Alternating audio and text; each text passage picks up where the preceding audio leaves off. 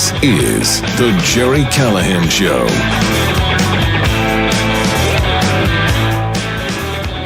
Well, it is Monday, November 3rd, day 34 of the government shutdown. How are you holding up? We will get to that. We'll get to the weekend at Walmart. We sent Ironhead out to Walmart to see if there was any looting, rioting. We'll get a full report on his visit to Walmart, see what he stole. I mean, let's be honest. It's open season. You get to take what you want because we don't have food stamps right now. But we got so much going on. We are 35 hours away from a communist taking the mayor's race in New York City. Yes, a full-blown, not just a communist, an Islamist communist. Yeah, the takeover is almost complete in New York City. We will get to that. It is absolute madness what we're living through. Just wild times. We are about to elect a communist, mayor of New York City. I'm looking at the poly market odds right now, 94% chance. Check this out. There's been $109 million bet, according to Polymarket, on Zoran Mamdani to win the mayor's race. I'm not sure what the return on that is. Not much. Andrew Cuomo has a 6% chance of winning the race. $31 million has been bet on Cuomo. What a waste. Just throwing away your money. But we have to start. We'll get to Donald Trump's view of the mayor's race, but I have to start by criticizing Donald Trump. Yes, I don't get this. He sat down with 60 Minutes. He's a busy man. We know that. He just was over in Asia making trade deals. He comes home for Halloween. I mean, he's just nonstop on the go. And yet he found 73 minutes to sit down with Norah O'Donnell at 60 Minutes. When I first heard this, I said, wait a second. Isn't 60 Minutes the show that he sued, that he beat, that he won because they deceptively edited Kamala Harris's interview on the verge of the election? Yes, that's 60 Minutes. They lead the charge in the Trump-hating mainstream media. Norah O'Donnell hates Trump, wants Trump to go away. And yet he sits down with them. I understand. He likes the challenge. They all do. All Trump's team. They all like sitting down with a hostile media person and taking all questions from all comers. It's obviously in stark contrast to Democrats who don't do this kind of thing. Mamdani doesn't do hostile interviews. He doesn't do any real interviews, and it hasn't hurt him. Trump wants 60 Minutes to not love him, but accept him. He wants to convince them that he is doing a good job. He wants to take their resistance head on. I get that. But I couldn't do that. I couldn't sit down with someone who I know did everything they could to defeat me, to stop me, and continue to do what they can to defeat him. Hell, we'll get to some of the questions. They're upset that ICE is removing illegal aliens. They're upset that that crime is gone in the nation's capital. That's where she's coming from, Norah O'Donnell. That's where 60 Minutes is coming from. And yet Trump sits down with them. And again, the total minutes, 73 minutes. You know how much aired on 60 Minutes? I watched the whole thing. Trump did a good job. Like I always do when I'm watching these interviews with Trump. I'm kind of on the edge of my seat, hoping he doesn't say something really, really damaging. He didn't. He did a good job here. But they only aired 27 minutes. And I guess you can go to their website and see the parts they cut out, edited out. But he sat down for a recorded interview with 60 Minutes and allowed them to edit it. A year after they edited a Kamala Harris interview in an all-out effort to defeat him. So I don't get it. Again, it didn't hurt him. I understand he likes the battle. He likes the back and forth. He wants to convince his enemies that he's doing a good job, and he did okay. But why? Why waste your time? Why waste 73 minutes with Norah O'Donnell? I don't get it. I'll never get it. But that's Trump. He likes to fight. And by the way, Nora O'Donnell didn't sit down with President Trump. No, she sat down with Mr. Trump. That's what she called him, Mr. Trump. Right there, he should have said, "That's disrespectful. I'm out of here." But that's not his style. He sat down, he took it on, he dealt with all the hostile questions, and he made it through. I'll have to go back and watch the whatever it is, 30 minutes they cut out, because I'm assuming that's the best part.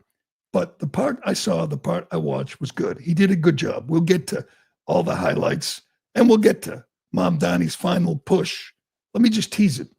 Mamdani's final push, 2 days or now a day and a half before the polls close, you're not going to understand it.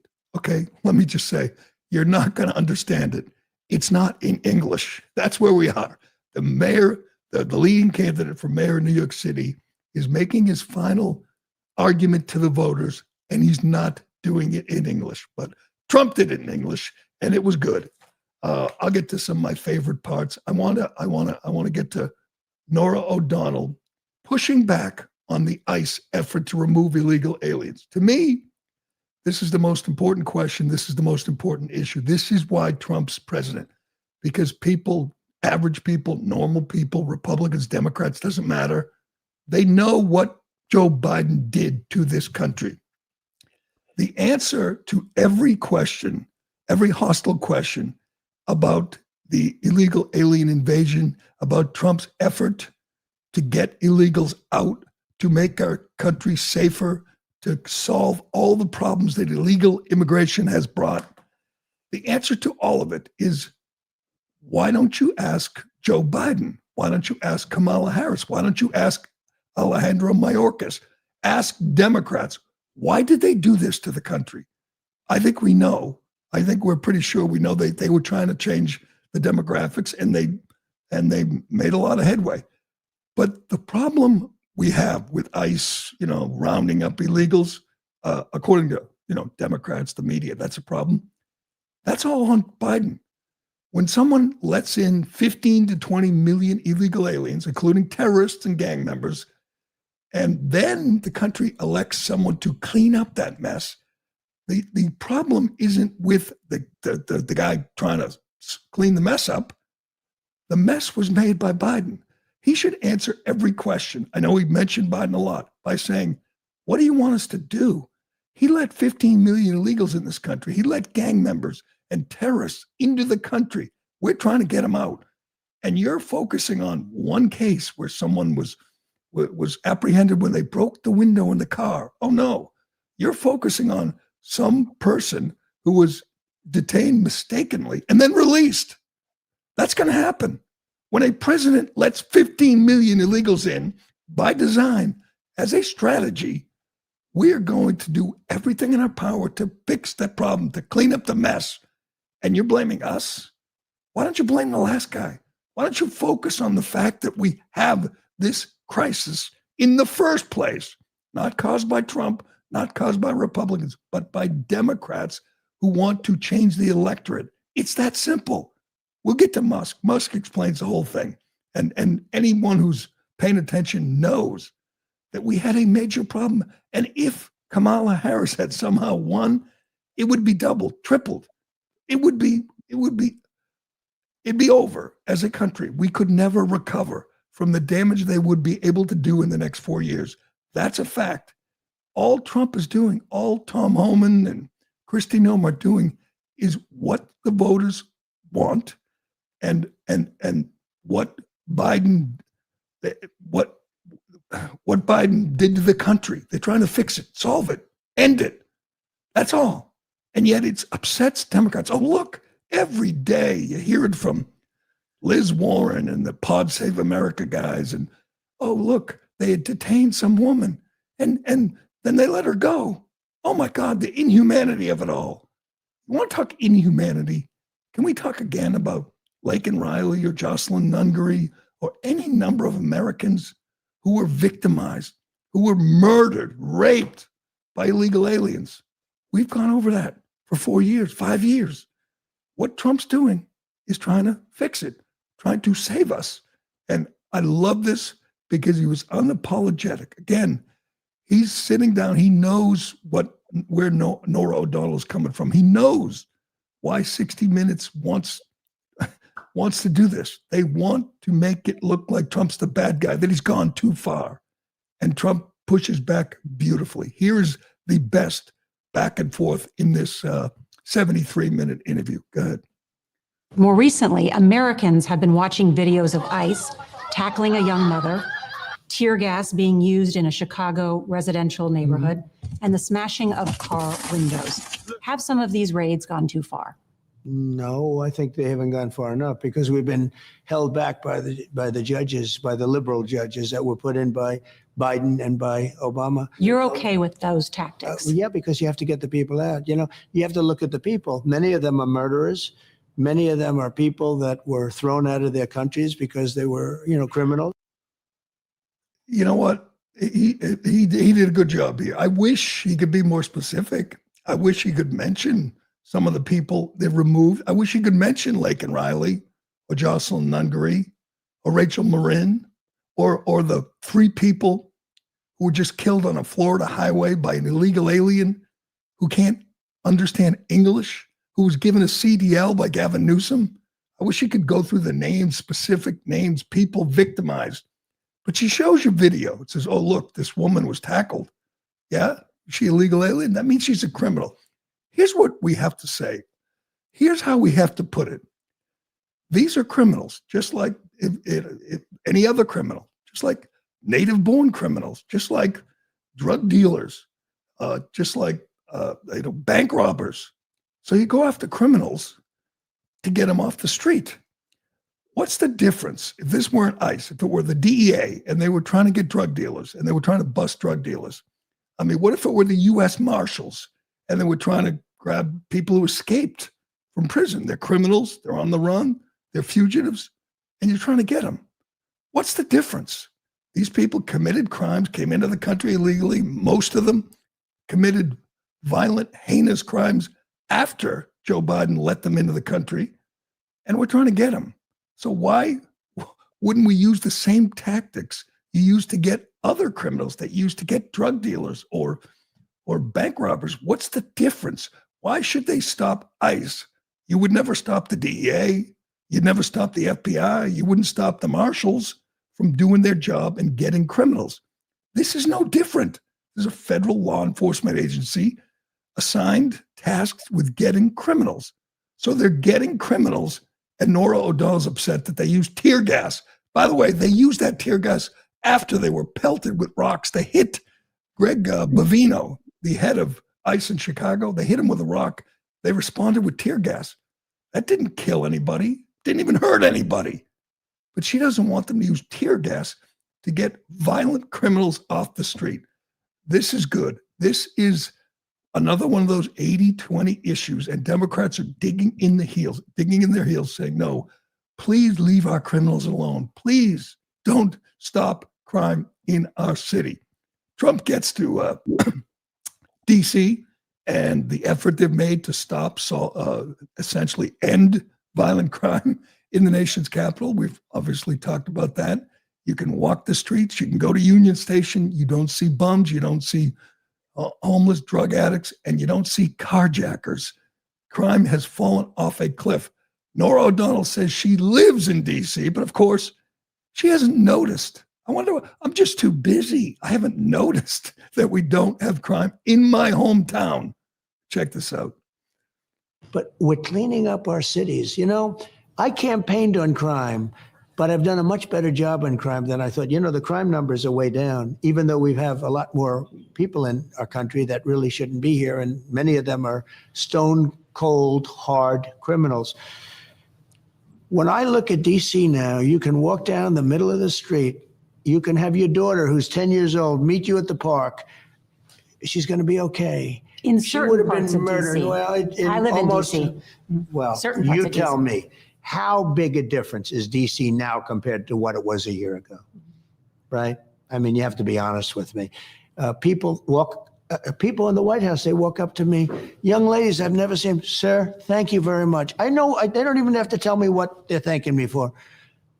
But when I asked why, he said, one girl said, I'd get into Uber and I felt dangerous even in Uber. They'd attack the car, okay? It wasn't even safe then. Sir, I now walk to work every day and I'm so safe. There's nothing going to happen, 100% safe. And you know that too, Nora. I want to ask you about You live here, you know that too. I want to ask you about Do you see a difference? American Do you see a cities difference? in Washington, D.C. Yes. I think I've been working too hard. I haven't been out and about Oh, that's that much. not a fair answer. You see a difference. I get in my car and Okay, go that's to a work good and I answer. go home. You don't have to use that one. Don't worry. Don't worry. I don't want to embarrass you. I've been working too hard. It's like, you know what the difference is? Like day and night. That's so good. I don't notice. I'm too busy. I'm working too hard. Working. You don't work. Someone wrote questions for you. You sit down, you ask questions, and they edit it. And she didn't notice that there's no bums in Union Station. Didn't notice that there's no gangs carjacking or terrorizing the city. I live here, but I'm just too busy. I just work too hard. You know?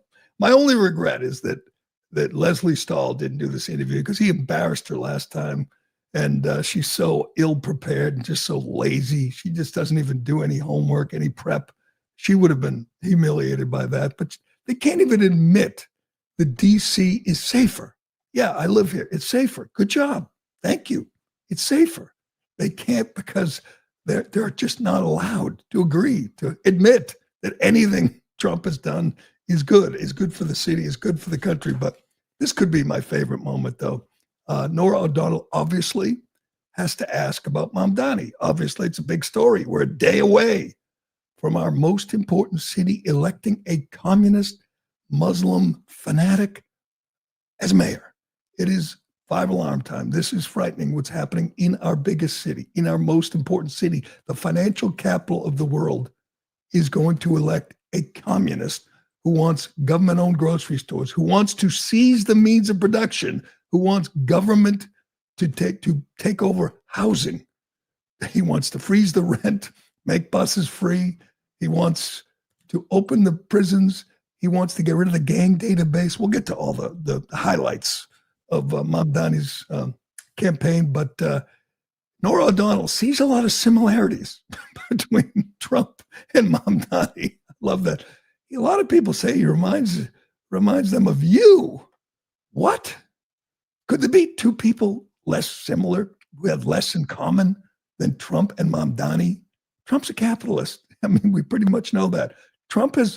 He started a business. He built $1 billion business. Trump has worked in the private sector for 50 years. Mamdani's never had a job. But geez, they're very similar. I mean, honest to God, policy-wise, they disagree on everything. They're polar opposites.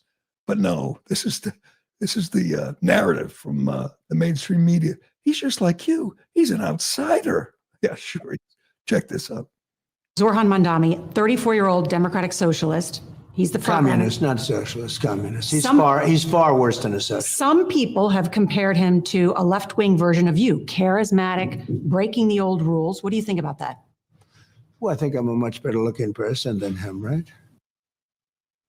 She doesn't even laugh. Similarities. Yeah.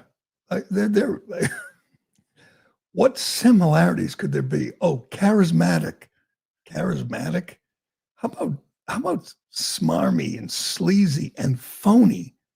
Trump's the least phony politician we have ever seen. I mean, you can hate him if you want. You can't say he's not authentic. He doesn't pretend to be something he's not. Mamdani literally changes his accent depending on the crowd he's speaking to, and occasionally changes the language he's speaking in depending on the crowd. And also he changes his family tree too, Jerry. Don't forget that one. That's true. One day it's his aunt, the next day it's his distant cousin who couldn't ride the subway. Mamdani is a despicable, disgraceful character, and he's fooled enough idiot. Obviously, he's got the Islamic vote in New York, which is big. It's mobilized, it's energized, and there's a million of them. But he's also fooled the woke fools, the childless cat ladies, the college students. He's fooled them into thinking he has the solutions. You know, he's going to make life more affordable. And for some reason, these morons are buying it. It is scary when you think about it, that this time tomorrow, the polls, people are going to be waiting in lines. Motivated young morons are going to be waiting in line to vote for a communist. Trump is right. He's not a democratic socialist. He's not a Democrat.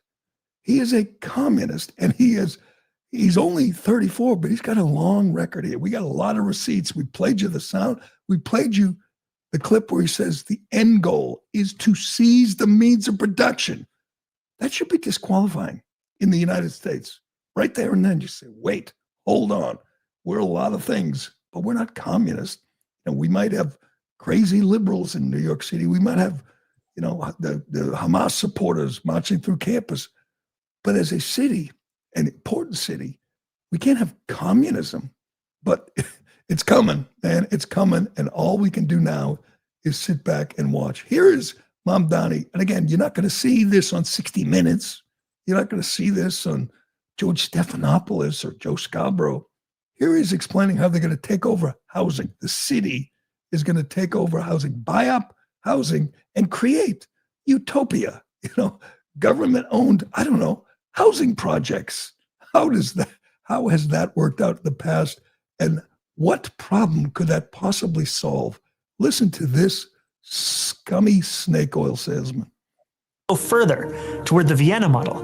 We'll have to go beyond the market. We can establish community land trusts to gradually buy up housing on the private market and convert it to community ownership. We can give tenants a right of first refusal to buy out their landlords when buildings go up for sale. And we can fully commit to a new era of social housing, ending subsidies for luxury housing development and using our wealth to build beautiful, high-quality social housing projects that offer good homes and strong communities to everyone. We won't decommodify housing overnight, but we know what we have to do, and we have history to guide us.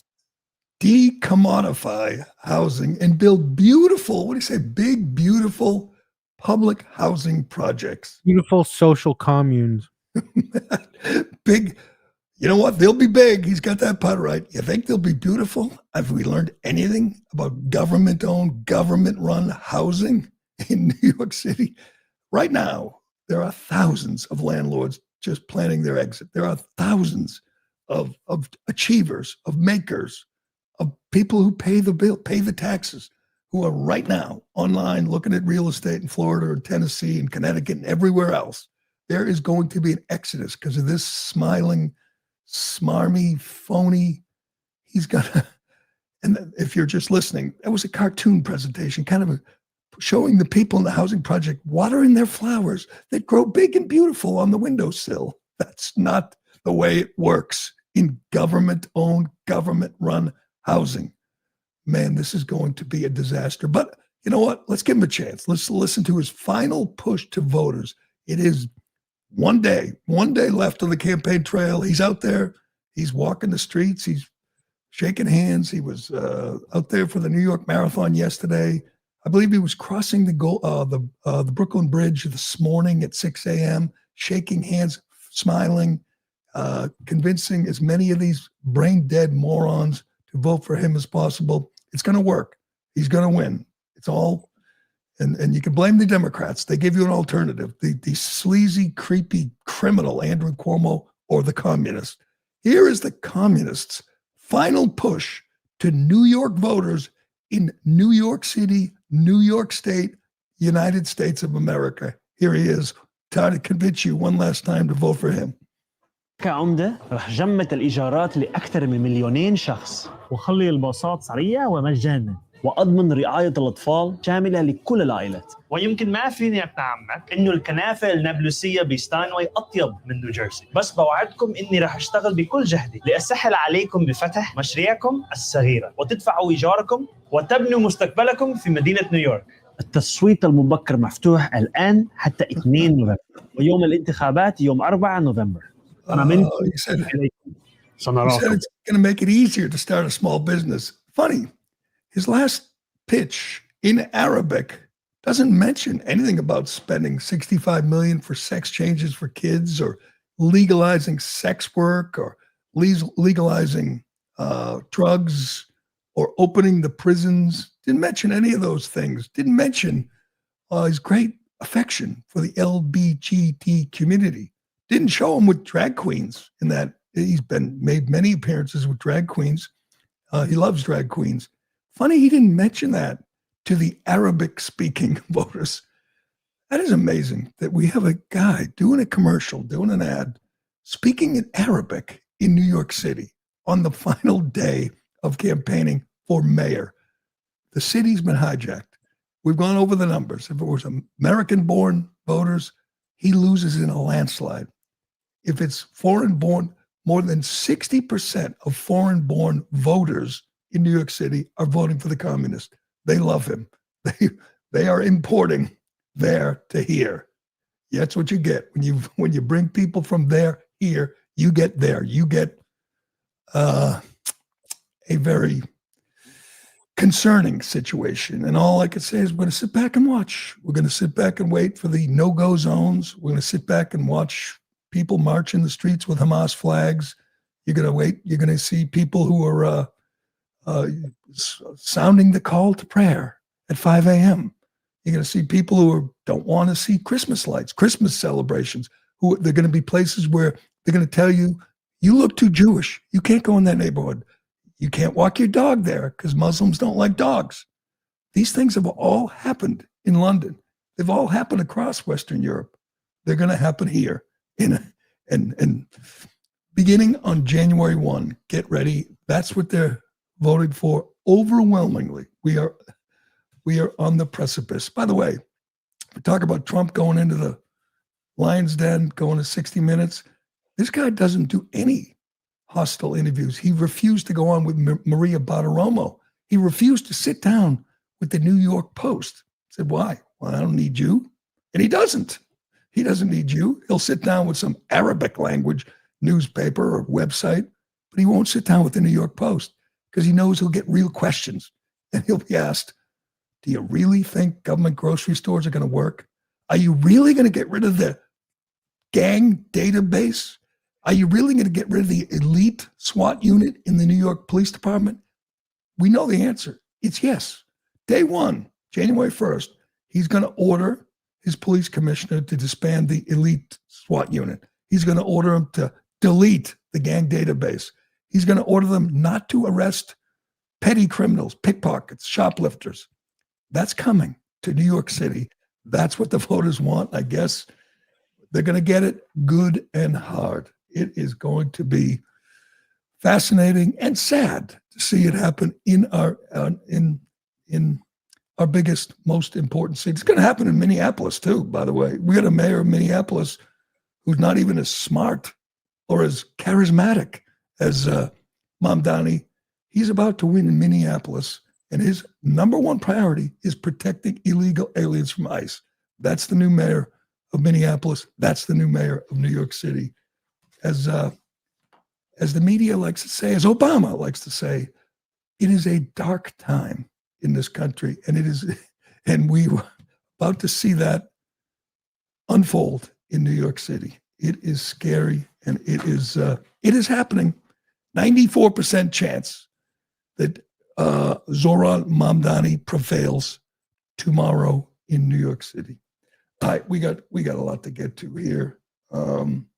We got to get to Elon Musk on with Joe Rogan explaining exactly why Joe Biden, Kamala Harris, and the Democrats facilitated the invasion of this country by illegal aliens. And just a shocker from Kristi Noem, who explains the kind of people Joe Biden let into your country. We'll get to that and more, but first. Excuse me. If there's something all of us can believe in, it's hard work, self-reliance, and showing up for the people who count on us. You know, kind of like President Trump, just going hard 24/7. The difference is Donald Trump doesn't need sleep. You do. I do. It's the most important thing to good health. I was in a horrible cycle that had no end in sight. I knew I had to find something to break me free of that cycle. That's when I found Beam's Dream Powder. Beam is proudly founded in America and run by people who share our values: hard work, integrity, and delivering results. It's a healthy nighttime blend packed with science-based ingredients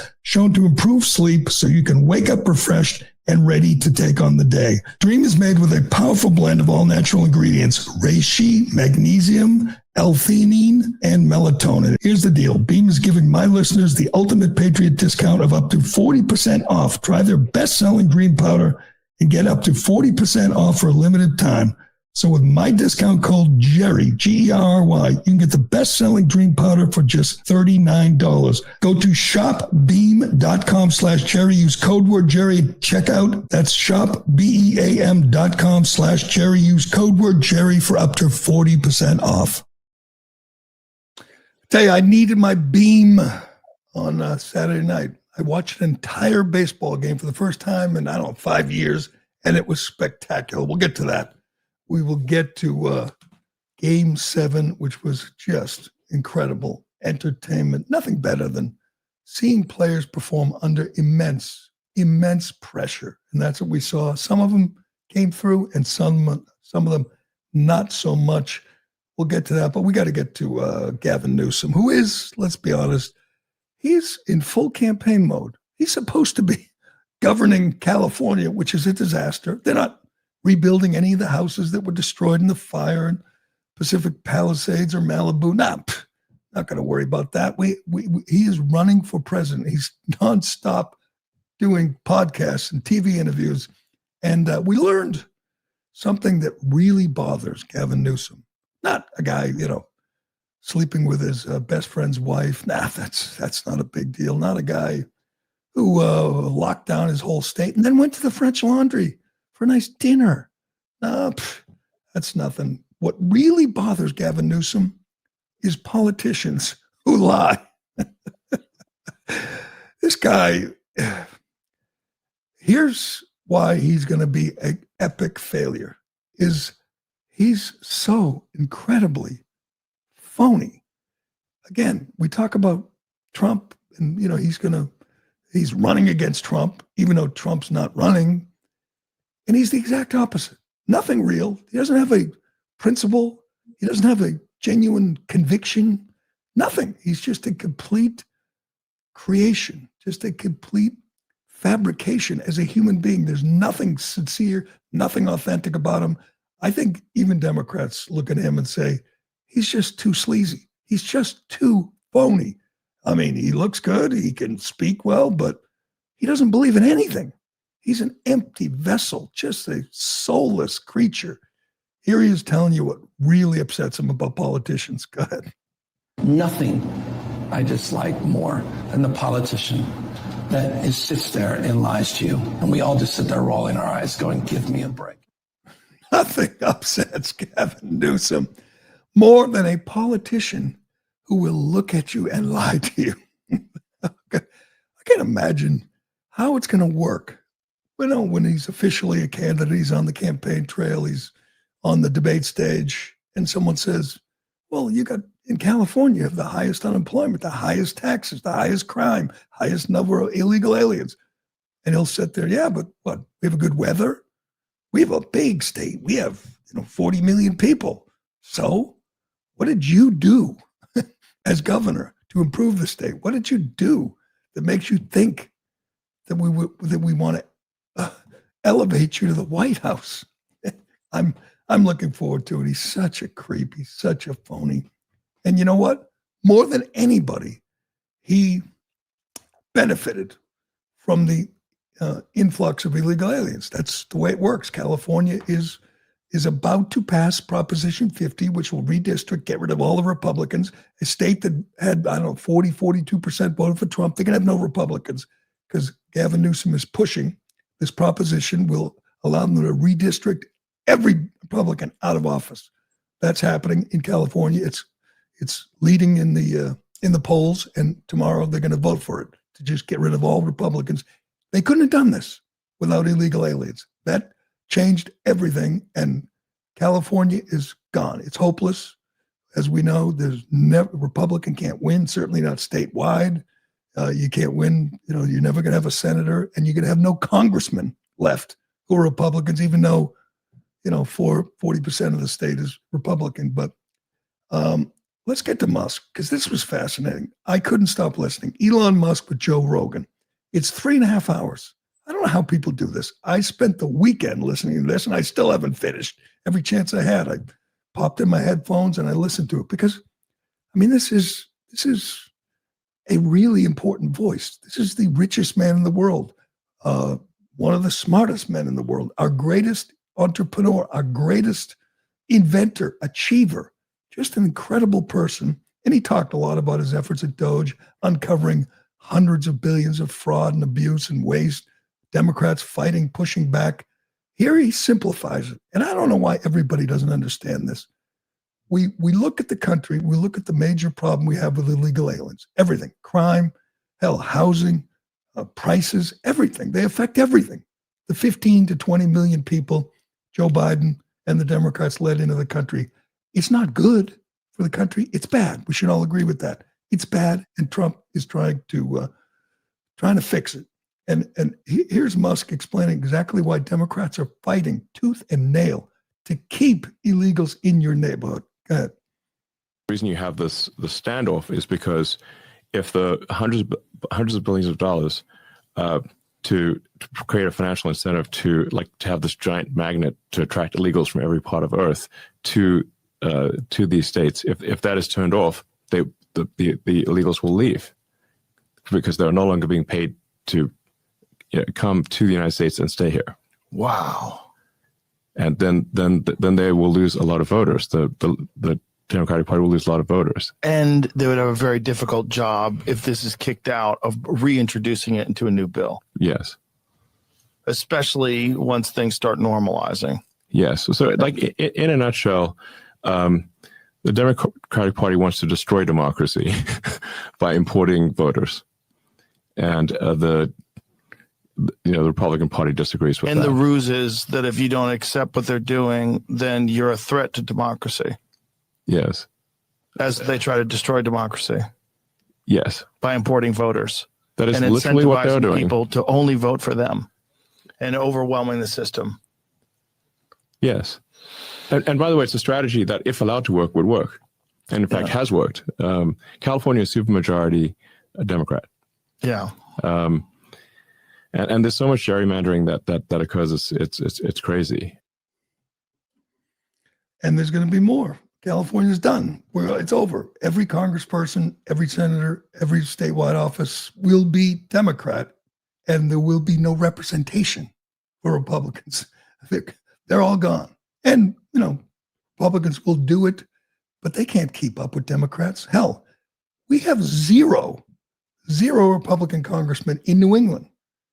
New Hampshire alone, like 47 or 48% of voters in New Hampshire voted for Trump.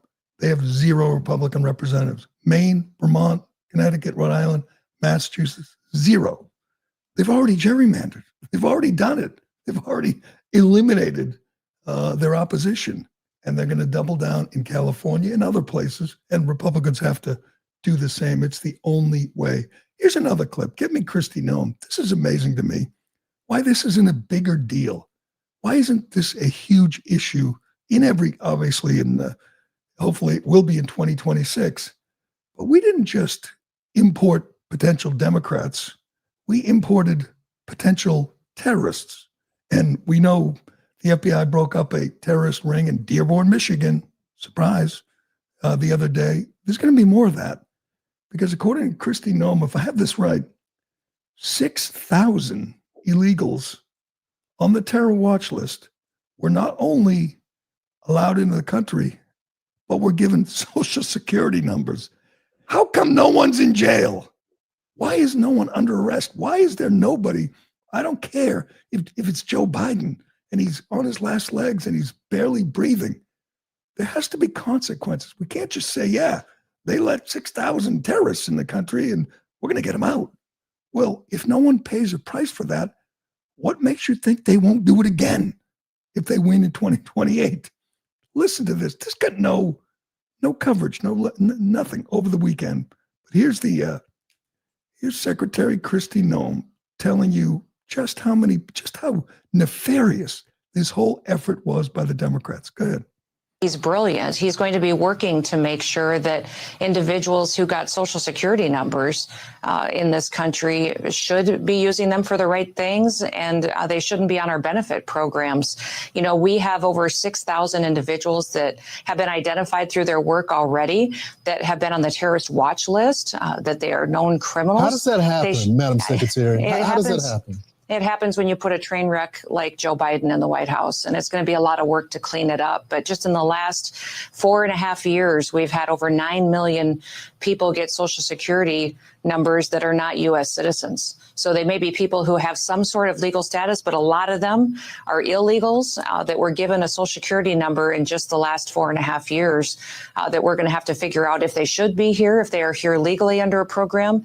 And if they are here illegally, then they certainly shouldn't be using that Social Security number to be on our programs, and they should be removed or given the opportunity to go home on their own. That's the one thing President Trump would like, is everybody to be given the opportunity to go home if they would wish to. All right. Did I hear that right? Did she say 9 million illegals were given Social Security numbers? Did I hear that correctly? I mean, maybe she's off by a few, but 9 million, that is criminal. That is treason. That is sedition. That is trying to undermine your own country. If you gave one illegal alien a Social Security number, I mean, that's sacred. That's not, I mean, that's for Americans. And they're giving it to illegals in hopes that they'll be able to vote. That is just such a massive scandal. It is just so outrageous. I cannot believe that is not a bigger deal, that is not a scandal, because it sure sounds like one. She said 6,000 illegals on the terror watch list and 9 million illegals who got Social Security numbers. Maybe she's exaggerating, but if it's 3 million, 5 million, 7 million, it is incredible. But all right, let's get to, before we get to the World Series, I got to be honest. We as a country, and I'm speaking to everybody out there, Democrats, Republicans, we as a country, we've done something kind of regrettable, kind of unforgivable. We have disappointed Michelle Obama. Yes, again, I'm sorry, but you as an American, you've disappointed Michelle, who was First Lady for 8 years, who was considered the most beloved woman in the country. People looked at her and they respected, they loved her, and they looked the other way when her husband attempted to fundamentally transform the country, who was about as scandal-ridden as any president we've ever seen in his 8 years. I could go down the list, but I mean, just the guy who made everything about race, and we're still paying the price for the damage he did. He's still around, by the way. He's in Virginia. He was in Virginia over the weekend. He was imploring Virginia voters to vote against the black woman. Same guy 2 years ago went to Pennsylvania and shamed black men for not voting based on race. So 2 years ago, or a year ago, you were supposed to vote for president based on race, according to Barack Obama. But now in the governor's race in Virginia, you're supposed to vote against the black candidate and for the white lady. You got that straight? That's Barack Obama. Anyway, this spoiled, entitled, this loathsome woman wants you to know that she's not happy with how she was treated while in the White House for 8 years. And if you don't remember, if you're young or weren't paying attention, she was treated like a Fabergé egg. She was treated like a queen. You weren't even allowed to criticize this woman who said she was proud of her country for the first time when her husband won. She had been given everything, free education, free everything. She even admitted she didn't have the grades to get in the Ivy League, but she got in. I wonder how. But that woman says she didn't, you, America, didn't show her enough grace when she was in the White House. Listen to this. You said we were all too aware that as a first black couple, we couldn't afford any missteps. Yeah. And you also say, as a black woman, I was under a particularly white hot glare. Did you feel that? For sure. You can't afford to get anything wrong because you didn't get at least until the country came to know us, we didn't get the grace that I think some other families have gotten. Didn't get the grace. Like whom? Like the Trumps? Honest to God, her husband was not qualified to be president. He was a first-term senator. He was a community organizer, never had a real job, real thin resume. He got elected because people wanted a black president. They wanted to overcome that, to break that barrier. And she came in with him, and we've never seen a first lady treated like she was, like gold, like a queen. And yet she said we weren't shown the grace. In what way, lady? Could you explain that to us? Jerry, she had to pay for her own meals sometimes, don't forget. Oh, that's right. That's right. The food wasn't free. And when she brought her kids on the free airplane, they made her pay some small fee. She was on the cover of Vogue 3 times.